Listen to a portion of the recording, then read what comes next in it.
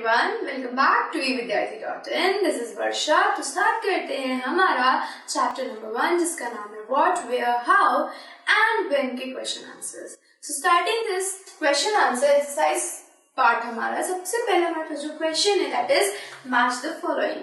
Match the following में क्या होता है, कॉलम ए होता है, कॉलम बी होता है, दोनों में वर्ड्स होते हैं. कॉलम ए के वर्ड्स को आपको कॉलम बी के वर्ड्स से मैच करने होते हैं. तो लेट्स स्टार्ट इट.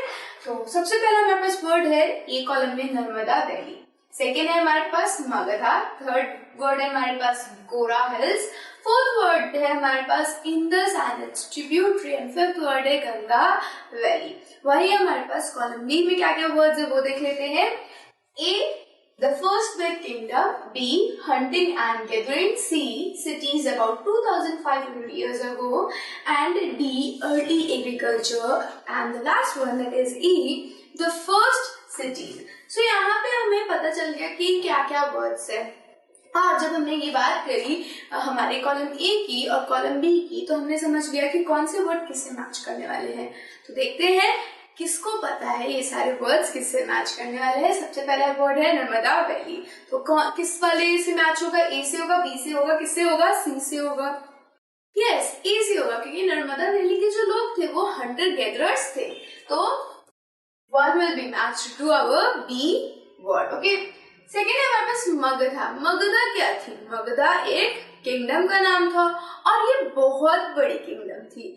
तो कौन से हमारे स्टेटमेंट से मैच होगा कॉलम बी के, so that is A column. Second will be matched to A the first big kingdom. वही जो थर्ड हमारा गोरा हिल्स है वो किससे मैच करेगा. तो हमने देखा कि गोरा हिल्स पे एग्रीकल्चर हो रहा है. तो और यहाँ पे हमारे पास एक जो लिखा हुआ है डी ऑप्शन अर्ली एग्रीकल्चर, उससे ये क्या कर रहा है, मैच कर रहा है. So will match third to our D, and then we have Indus and its tributary, जो कि क्या बताती है, Indus and its tributary के पास क्या हुआ था, Indus river के पास क्या हो रहा था, पहली सिटीज का डेवलपमेंट हो रहा था, है ना. तो फर्स्ट सिटीज से हम इसे मैच कर देंगे. और वही गंगा वैली के पास क्या हो रहा था, अब गंगा वैली के पास मगधा थी, बट मगधा तो पहले ही हमने कर लिया और मगधा तो ही कॉलम के अंदर है. और मगधा क्या थी, एक किंगडम थी. और मगधा कैसे किंगडम बनी, क्योंकि पहले यहाँ पे सिटीज का निर्माण हुआ और फिर ये किंगडम के अंदर फ्लॉरिश करी. तो गंगा वैली क्या थी, आज से 2500 साल पहले सिटीज का निर्माण होने लग गया इसके बैंक के किनारे. तो जितने भी आपको बड़े बड़े सिटीज देखने को मिलेंगे, मथुरा है, यू हैव प्रयागराज, ये सारे आपको किसके बैंक्स के पास देखने को मिलेंगे, गंगा या फिर इसके किसी ट्रिब्यूटरी के पास देखने को मिलेंगे. और ये सारी जितने दोनों भी मैंने नाम बताए आपको सिटीज, ये ओल्ड सिटीज है, पुरानी सिटीज है, पहले ही ये डेवलप कर चुकी थी. और ये कब डेवलप करना स्टार्ट हुई थी, गंगा के किनारे 2500 साल पहले. So C option will be the correct match for our fifth word. तो यहाँ पे हमने देखा हमारा मैच द फॉलोइंग, यहाँ पे इसके सारे आंसर्स हैं आपके. नेक्स्ट देखते हैं हमारे पास नेक्स्ट क्वेश्चन क्या है. List one major difference between manuscripts and inscriptions. आपको यहाँ पे एक डिफरेंस बताना है मनुस्क्रिप्ट और हमारे इंस्क्रिप्शंस के बीच में. मनुस्क्रिप्ट क्या होता है, हैंड रिटन होता है, वही हमारा इंस्क्रिप्शन इनग्रेव्ड होता है, यानी खुदाई करके इनको लिखा जाता है. तो एक डिफरेंस पता चल गया आपको क्या है ये, कि manuscript will be hand written while inscriptions will be, yes, inscriptions will be graved. किसके अंदर ग्रेव्ड होंगे, किसके अंदर इनग्रेव्ड होंगे आपके ये इंस्क्रिप्शंस, यस, स्टोन में या फिर मेटल्स के अंदर. तो इसको लिखते कैसे ये चलते देखते हैं. तो the first is manuscripts are the old books that gives handwritten account. Okay, next देखिए हमारा जो इंस्क्रिप्शन है उसका डिफरेंस बताते हैं, उसकी जो डेफिनेशन है वो बता देते हैं. Inscriptions are engraved form of writing used for various purposes. So inscriptions क्या होते हैं, वो इनग्रेव्ड होते हैं, है ना. अभी हमने बात की थी कि इनग्रेव्ड क्या होता है, वो खुदाई करके लिखी गई कोई चीज. और ये किस लिए यूज होता है, फॉर मेनी पर्पस, चाहे वो किंग का कोई विजय हो, कोई विक्ट्री बतानी हो, या किंग का कोई ऑर्डर बताना हो, या किसी रानी ने कुछ अच्छा सा महल बनवाया हो, इन सब के लिए क्या करेंगे वो इंस्क्रिप्शंस का निर्माण.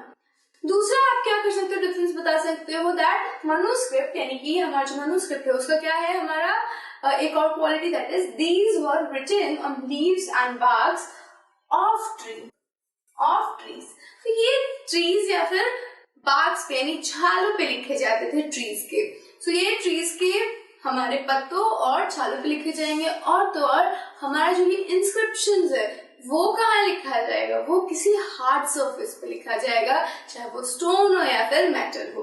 तो देखते हैं हमारे inscriptions, these were written on hard surface, example भी यहाँ पे दे दिया हमने, क्या है वो, stone. Okay, so this is our second question. Next question पे चलते हैं।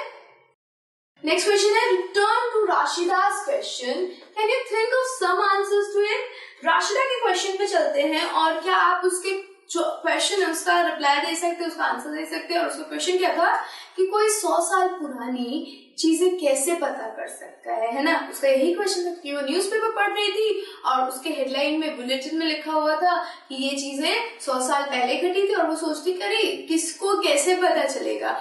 बट हमें पता चल चुका है कि कोई भी चीज अगर 100 साल पुरानी है, चाहे वो कितनी ही पुरानी क्यों ना हो, हमारे पास कुछ ना कुछ एविडेंसेस होते हैं जो कि हमारे हिस्टोरियंस पढ़ के हमें बताते हैं, चाहे वो मनुस्क्रिप्ट हो, इंस्क्रिप्शन हो, या फिर कोई भी चीज हमने क्या करी हो, एक्सकवेट करके निकाली हो।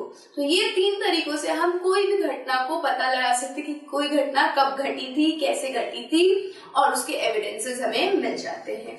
सो क्या करने हैं, कैसे लिखना है इसको, देखो, One can know what had happened so many years ago through these way. इन तरीकों से कोई भी पता लगा सकता है कि बहुत सालों पहले क्या हुआ होगा। पहला क्या है, मनुस्क्रिप्ट, यानी कि जो बुक्स है हमारे, हैंड रिटन अकाउंट्स है, उनके थ्रू हम पता लगा सकते हैं कि क्या हुआ होगा पास्ट के अंदर।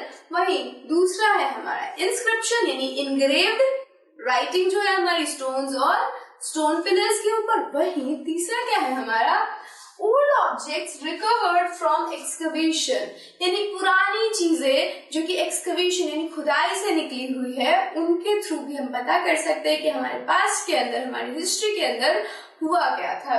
इसको कई बार हम आर्कियोलॉजी भी कहते हैं, इस एक्सकवेशन को, इस खुदाई को और उस घटना को जानने की जो प्रोसेस है उसको आर्कियोलॉजी कहते हैं। ओके, उसकी स्टडी को आर्कियोलॉजी कहते हैं। ठीक है, सो इन 3 तरीकों से हम क्या करने वाले हैं, हमारे ओल्डन टाइम्स को, हमारे हिस्ट्री को, हमारे पास्ट को स्टडी करने वाले हैं, उनके बारे में पता लगा सकते हैं। नेक्स्ट चलते हैं, question number 4, make a list of objects that archaeologist may find, Which of these could be made of stone? Archaeologist यानी कि जो खुदाई करके चीजों को निकालते हैं, पुरानी चीजों को निकालते हैं, उनकी स्टडी करते हैं, वो जो चीजें निकालते हैं उसकी एक लिस्ट बनानी है आपको। अब सेकंड क्वेश्चन क्या कह रहा है, Which of these could be made of stone, यानी कि इनमें से, अब जो आपने लिस्ट बना ली, उनमें से कौन कौन सी चीजें स्टोन की बनी होगी, आपको ये बतानी है। तो आंसर क्या करेंगे हम, आंसर ऐसे करेंगे कि यहाँ पे आपको एक डायग्राम दे रखा है, फ्लो चार्ट दे रखा है, जिसके अंदर आपको क्या दिख रहा है कि बोन्स मिले हैं हमारे आर्कियोलॉजिस्ट को, कॉइन्स मिली है, ऑर्नामेंट्स मिले हैं, पैन एंड पॉट्स मिला है, weapon, tool, remains of building, old manuscript, plant remain and inscription. ठीक है, अब क्या है, ये फ्लो चार्ट में है, आपको फ्लो चार्ट बनाने की कोई जरूरत नहीं है, क्योंकि हमने क्या किया, सिंपली लिस्ट बना दिया। और लिस्ट में क्या क्या लिखा, bones, coins, ornament, pen and pots यानी कि बर्तन, वेपन्स यानी कि हमारे जो हथियार होते हैं, टूल्स, रिमेनिंग ऑफ बिल्डिंग्स यानी कि कोई बिल्डिंग की, कोई इमारत की जो ढह चुकी है और उसकी बस कुछ टुकड़े बच गए हैं, अवशेष जिसे हम हिंदी में कहते हैं वो, या फिर ओल्ड मनुस्क्रिप्ट, प्लांट रिमेन, और हमारा जो लास्ट है वो है कोई भी इंस्क्रिप्शन। तो इनके सहारे हम क्या करते हैं, हमारे जो आर्कियोलॉजिस्ट है वो हमें बताते हैं कि क्या हुआ होगा हिस्ट्री के अंदर। और अब क्या करेंगे, हमने इसी क्वेश्चन के सेकंड पार्ट पे चलते हैं कि which of these could be made of stone, इनमें से क्या स्टोन का बना है। तो क्या बना हुआ है, surface used for writing inscription, वो सरफेस जिसके ऊपर इंस्क्रिप्शन लिखी जा रही है वो किसकी बनी होगी, yes it will be made of stone. वहीं हमारे जो बिल्डिंग्स होंगे यानी जो घर है, कोई इमारत है, वो भी किसकी बनी होती है, स्टोन की बनी होती है। और पुराने टाइम में भी स्टोन का ही यूज होता था, अभी तो ईंट का प्रचलन बढ़ गया है, बट ओल्डन टाइम्स में जब ईंट से नहीं, ईंट बनाना भी लोगों को नहीं आता था, तो दे वर यूजिंग stones. तो remains of building हो जाएगा. और तीसरा हो जाएगा objects like tool and weapons etcetera. तो टूल और वेपन भी किससे बनाए जाते हैं? स्टोन के जरिए ही बनाए जाते हैं. So this is our question number 4. Next question पे चलते हैं. Why do you think ordinary men and women did not generally keep records of what they did? आपको ऐसा क्यों लगता है कि जो हमारे ऑर्डिनरी मेन और विमेन है वो रिकॉर्ड्स नहीं रखते होंगे, यानी कि मैंगो पीपल यानी कि हमारी आम जनता क्यों नहीं रिकॉर्ड्स को मेंटेन करती होगी? आपको क्या लगता है? सो देखते हैं क्या होता होगा. Ordinary main and women did not feel the need of recording what they did. Also, they lack proper writing methods. अब क्या हो रहा है कि हमारे जो ऑर्डिनरी पीपल है, ऑर्डिनरी जो लोग है, वो ऐसे काम नहीं करते थे. वो विक्ट्रीज नहीं करते थे, वो बैटल्स पे नहीं जाते थे, उनका नाम नहीं आता था ज्यादा. जैसे कि आप, okay, you are the person and Modi ji is another person, okay. उनके बारे में आपको पेपर में हर जगह लिखा हुआ मिल जाएगा. अगर आज से 500 साल की बात करते हैं, जब हम लोग नहीं रहेंगे इस दुनिया में, तो किसका नाम रहेगा? आपका या मोदी जी का? मोदी जी का. और कैसे? क्योंकि उनके बारे में पेपर में आता है, उनके बारे में सभी कोई लिखते हैं. उनके बारे में लिखने पे, क्योंकि उनके बारे में क्यों लिखा जा रहा है? क्योंकि वो इतने सारे डायनामिक वर्क्स करते हैं, जैसे कि वो किसी राष्ट्र के साथ जाके फ्रेंडशिप करते हैं, हमारे लिए कुछ अच्छा प्रोग्राम लेके आते हैं, चाहे वो जनधन योजना हो या फिर अन्नपूर्णा योजना. ये सारी चीजें वो किसके लिए कर रहे हैं? अपनी जनता के भलाई के लिए. तो वो ऑर्डिनरी पीपल नहीं कहलाएंगे. He is a prime minister जो कि अपनी जनता के लिए काम कर रहा है. लेकिन हम क्या कर रहे हैं? हम तो डेली वर्क करते हैं. कोई ऑफिस जा रहा है, कोई स्कूल जा रहा है, और ये सभी कोई कर रहा है लगभग, है ना. तो हमारे जो वर्क है वो क्या है? कॉमनली होता है, रोज हो रहा है, और हम इस चीज को रजिस्टर करने की कोशिश ही नहीं करते, क्योंकि हमें पता है हर कोई तो वही कर रहा है, इसीलिए हम लिखते नहीं अपने रिकॉर्ड्स को. तो उसी तरीके से जो राजा थे उनके रिकॉर्ड्स आपको मिलेंगे, क्योंकि वो विक्ट्रीज पे कर रहे हैं, बैटल्स पे जा रहे हैं, दे आर मेकिंग फोर्ट्स बनवा रहे हैं, किसी के लिए कुछ अच्छा काम कर रहे हैं, तो उनके रिकॉर्ड्स मिल गए. साथ ही साथ अब जो पहले के लोग थे हमारी और आपकी तरह लिखना नहीं जानते थे. सो ये भी एक कारण था कि उनके रिकॉर्ड्स हमें नहीं मिलते हैं. So they lack proper writing methods. Next देखते हैं हमारा क्वेश्चन नंबर 6. इसको उतार लीजिएगा. नेक्स्ट चलते हैं. Describe at least 2 ways in which you think the lives of king would have been different from those of farmers. अब आपको कह रहा है यहाँ पे कि आपको डिस्क्राइब करना है 2 तरीके जिनमें किंग और एक फार्मर की लाइफ डिफरेंट होगी, अलग होगी. तो कैसे अलग होगी? पहली चीज, जो किंग है उसके पास एक लार्ज किंगडम होती है चलाने को, लेकिन फार्मर के पास ऐसा कुछ भी नहीं होता. उसके पास एक सिंपल सा खेत होता है ना. वही दूसरी चीज, फार्मर अपनी चीजों का, अपने कार्यों का कोई भी लेखा जोखा नहीं रखता, लेकिन किंग के हर कार्य का, हर चीज का एक रिटन अकाउंट होता है, चाहे वो इंस्क्रिप्शन की फॉर्म में हो या स्क्रिप्ट की फॉर्म में हो. सो ये 2 चीजों के थ्रू हम क्या कर सकते हैं? किसी भी किंग और किसी फार्मर यानी ऑर्डिनरी पर्सन की लाइफ को बता सकते हैं कि this is a ordinary person life and this is a Kings life. वो क्या कर रहा है? वो बैटल्स पे जा रहा है, वो लड़ाइयां लड़ रहा है, वो क्या कर रहा है? स्लेव्स को जीत के ला रहा है, ट्रेजर ला रहा है, ये सारी चीजें करके ला रहा है. लेकिन फार्मर क्या कर रहा है? वो अनाज उगा रहा है, लोगों के पेट पाल रहा है, लेकिन ये चीजें वो लिख नहीं सकता क्योंकि उसे राइटिंग नहीं आती. और दूसरी चीज, उसे ये लगता है कि it is a very common thing, सभी यही कर रहे हैं. तो रिटन रिकॉर्ड फार्मर के नहीं मिलेंगे, किंग के मिलेंगे. दूसरी बात, किंग को अपने देश को चलाना होता है, अपने देश के लिए काम करना होता है. He has much greater responsibility, बहुत ज्यादा उसके पास रिस्पॉन्सिबिलिटी होती है.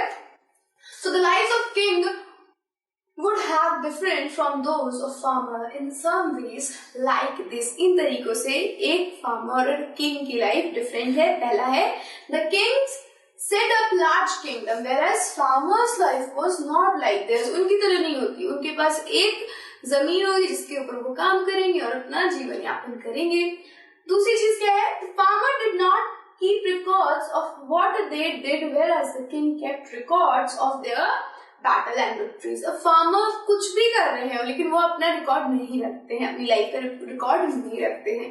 वही किंग्स, कोई भी बैटल पे जा रहा है, कोई भी लड़ाई लड़ रहा है, कोई भी लड़ाई को जीत रहा है, तो उसके लिए वो एक रिकॉर्ड लिखवाएगा, एक हैंड रिटन नोट लिखवाएगा, मे बी एक इंस्क्रिप्शन खुदवा देगा और उसके थ्रू हम उसकी लाइफ के बारे में जान सकते हैं। So these are the two differences of a farmer and a king.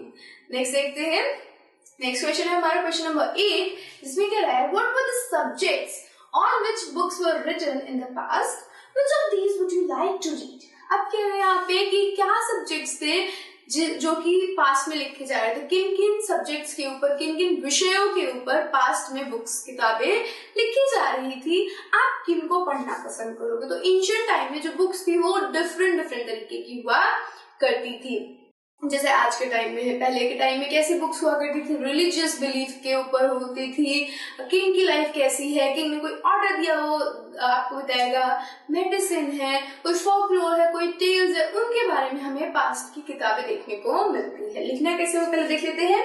Ancient books covered subject like religious belief and practices. Next है लाइव्स ऑफ किंग की जीवन, मेडिसिन यानी कि दवाइयां सबसे अहम, सबसे इंपॉर्टेंट होता है कि मेडिसिन के थ्रू आप अपनी लाइफ एक्सपेक्टेंसी को बढ़ा सकते हो। लाइफ एक्सपेक्टेंसी क्या होती है, कितना आप जी सकते हो, कितने साल आप जी सकते हो, उसको बढ़ा सकते हो आप थ्रू मेडिसिन। तो मेडिसिन भी एक बहुत ही इंपॉर्टेंट एस्पेक्ट था जब हम किताबों को लिख रहे थे हमारे पास में। वहीं साइंस, पोएट्री, ड्रामा और एपिक्स भी लिखे गए थे। आपको बहुत सारे एपिक्स देखने को मिलते हैं, महाभारत हो गया, यू हैव रामायण, ये सारे क्या है, एपिक्स में आते हैं। ड्रामा जैसे कि अभिज्ञान शकुंतलम, ये क्या है, एक ड्रामा है। पोएट्री भी लिखी जाती थी, जो एपिक्स है, ज्यादातर हमारे एपिक्स पोएट्री की फॉर्म में लिखे गए हैं। और जो साइंस है, जैसे कि बहुत सारी चीजें लिखी गई थी साइंस के अंदर। आपने आर्यभट्टा का नाम जरूर सुना होगा। आर्यभट्टा कौन है, he was a scientist, a very amazing scientist. उन्होंने क्या किया, जीरो का निर्माण किया, जीरो को उन्हीं ने दिया था। तो ये सारी चीजें हमारे इंडिया के अंदर हो रही थी और उनको किताबों के अंदर लिखा जाता था और इन्हीं किताबों को पास्ट में पढ़ा जाता था। तो ये कुछ सब्जेक्ट्स हैं आपके जिनके ऊपर पास्ट में किताबें लिखी जाती थी। अब मुझे कौन सा मजा आएगा पढ़ने में, वो मैं बताती हूँ। मुझे एक्चुअली में ना महाभारत और रामायण पढ़ने में बहुत मजा आता है।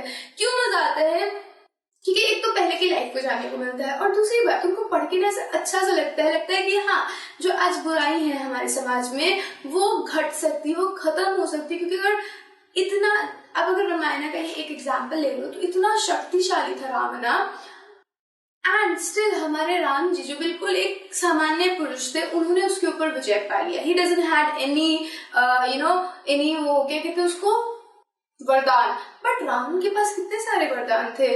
वो इतना शक्तिशाली था that he can even go to heaven, बिना किसी हेल्प के वो हेवन जा सकता था, वो भी जिंदा। हमें क्या है, हमें अगर हेवन में जाना है, स्वर्ग में जाना है, तो हमें पहले मरना हो, और इसीलिए हम नहीं चाहते कि हम कभी हेवन में जाए। सो इस तरीके से ऐसा लगता है कि यार रावण बुरा इंसान था, उसको अगर पनिशमेंट मिल सकती तो कोई भी इंसान जो हमारी लाइफ में कुछ बुरा कर रहा है उसको भी कभी ना कभी पनिशमेंट मिलेगी। And that is why I like Ramayana. दूसरी बात, इस लॉकडाउन के अंदर we have all studied, we have all seen epics, तो मुझे भी एपिक्स में बहुत मजा आता है। It would be really interesting for me to read these books and it is very interesting for me to actually read it. तो इसको लिखना कैसे है, it would be really interesting to read the apex of the past के epics को पढ़ने में मजा आता है, ग्रंथों को पढ़ने में बहुत मजा आता है। The Ramayana, the Mahabharata and the Upanishads are some of the religious epics of the past. ये कुछ एपिक्स है, ये कुछ ग्रंथ है हमारे इतिहास के। This is all question, this is it for this video. बाकी के जो क्वेश्चंस है वो आपको खुद से ट्राई करने होंगे, बिकॉज वो आपके एक्सपीरियंस पे बेस्ड है, वो आपके लिए है। So do it by yourself and I will see you in the next video for the next chapter. So keep learning with us and keep watching us. Bye.